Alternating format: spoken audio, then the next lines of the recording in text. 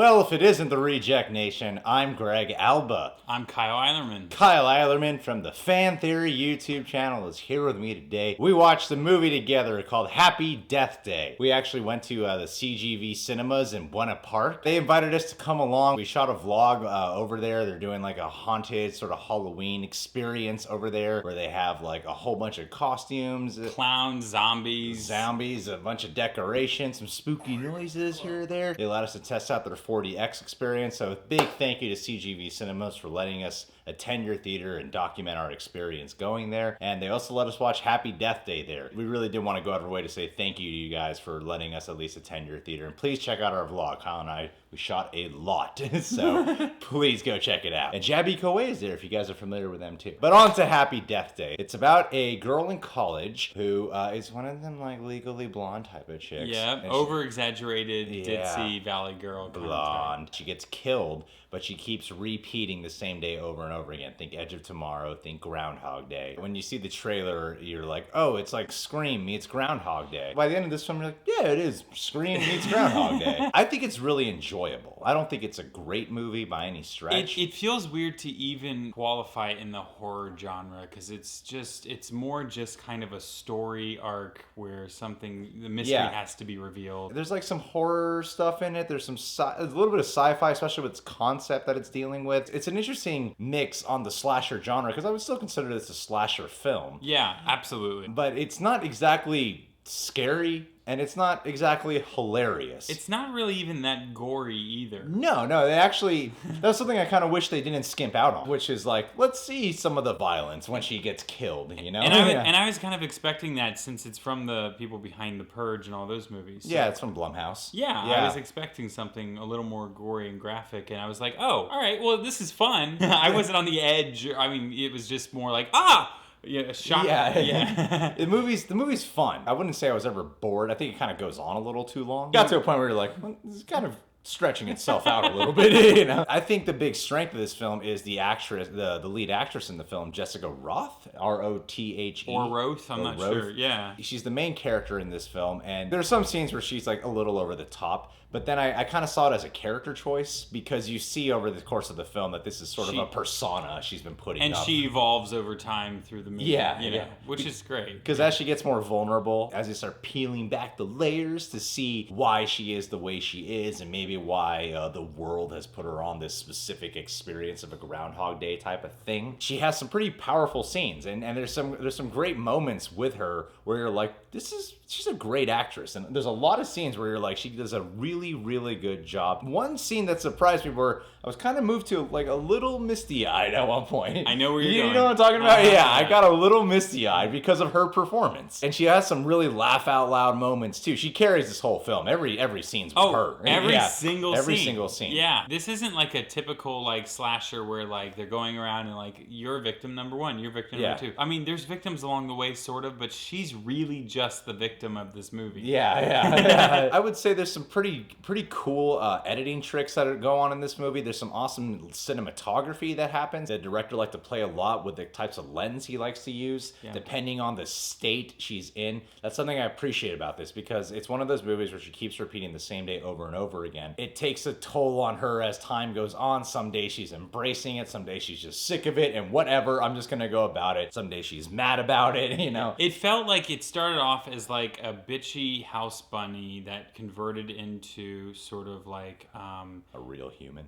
I think the movie gets better over the course of it as you're watching it. It gets little like, all right, we get it already, but it is a little long for what it is, but I still think that the movie grows on you as you watch it. One thing that was kind of slightly frustrating to me about it is, I don't know if there's a word for this, the concept of a character who relives the same day over and over again. There's a pretty obvious beat structure, especially after watching this specific film. Yeah, and it's been done in TV too a few times. It's just like, we get it, we've done this. They go through the same day. Then the second day is like, whoa, deja vu.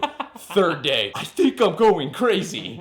Fourth day, they tell someone. Fifth day, they start embracing it and going insane, and we get a montage of them repeating. Yep. Then it starts to get darker, you know? It's like a very similar process in all of these movies, and I felt like this didn't really break that until towards the end when there was a surprise. When you think the movie's wrapping up. Oh, yeah. Sort of a surprise twist in its execution, yeah. where you're like, huh, is the movie gonna end here? but it keeps going. So towards the end, it started to break away from typical structure, had some nice twists to it. I really think the strength of this film is on Jessica Roth's performance, and the cinematography is really good. I just wish that it can be a little stronger in its genres that it's categorized in.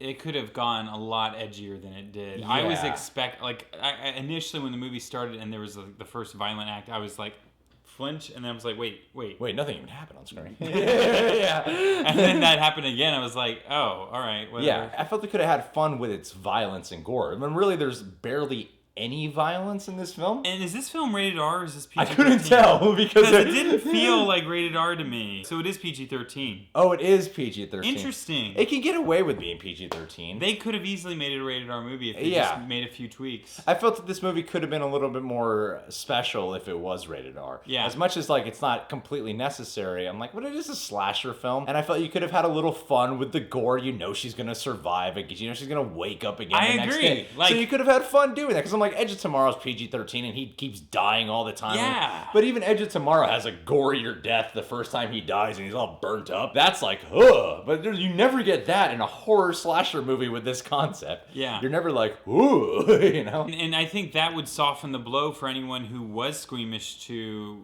gory movies. That's the one thing I would say I'm kind of sad that they didn't actually incorporate more of, because it's the perfect environment for that. For some fun gore. Yeah. It doesn't have to be like scary gore, but it could be like fun gore. Because you know she's just going to wake up the next morning. Yeah, exactly. So it won't be like this is disturbing. It's like, yeah, all right, cool. She wakes up, we're cool. You know, yeah. And it would intensify the situation. I agree. And without giving anything away, I don't even know if the trailer gave it away. There is an interesting residual effect that goes on with her as this process of her dying keeps going that other movies haven't done, which I appreciate. So there's a couple of new things they tweak with this premise that we've seen before. Yeah. But in terms of its structure of how it plays out, it's very familiar and predictable in how it plays out. And the film is just overall enjoyable. It's fun. It doesn't quite reach the heights at which you're like, it could have. It's all there, but it doesn't quite go to the length where you're like, it could have gone there, but it didn't. And I thought by the end of the movie, she had a really good character arc. No, she completely